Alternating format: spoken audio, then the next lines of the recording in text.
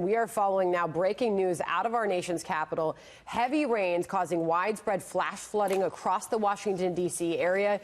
You're looking at some pictures here. Cars not able to move through this water. Some people swimming to safety. Several roads have been flooded. Police and fire teams have been forced to rescue stranded drivers during the morning commute today. We're told downed tree and mudslides are also a concern right now. But some unbelievable pictures coming from there. Obviously, this flash flooding is a huge concern, as some people do try to swim through this to safety. It can get them into a lot of trouble. When we came on the air about 2.5 hours ago, Kevin Corke was a reporter on the North Lawn, and Sandra, you could hear the rain. Yeah.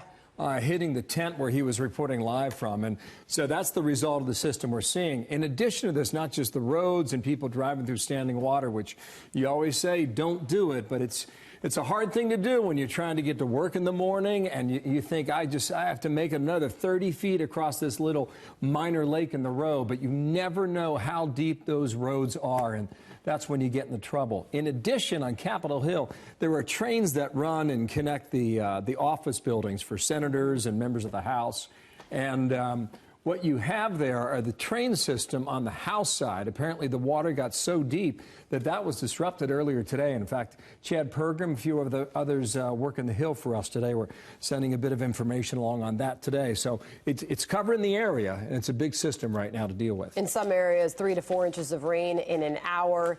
Some of those areas obviously have seen the water gradually recede, but as you know, people do take risks at this time. It is a life-threatening situation in some areas.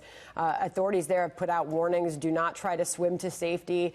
You've seen images of people standing on their cars. All happened very quickly, and to your point, Bill, during the morning rush, during the morning commute, these flood waters, they were rising fast, and that rain was coming down hard. Yeah, oftentimes when you get this flash flooding, we see it in different parts of the country, but it comes without warning, and it comes hard and fast, and that's what they're dealing with so far. Some of these rescues are now underway, and just looking for a bit more information from our affiliates in Washington.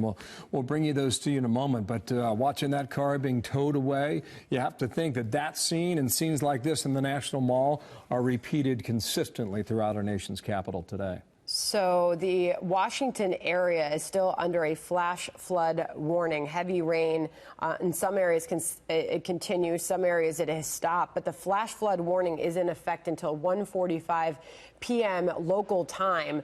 That's another 2 hours from now. So life-threatening situation there, and look at these images coming in. That's a UPS truck where you can see the water bill coming up almost halfway.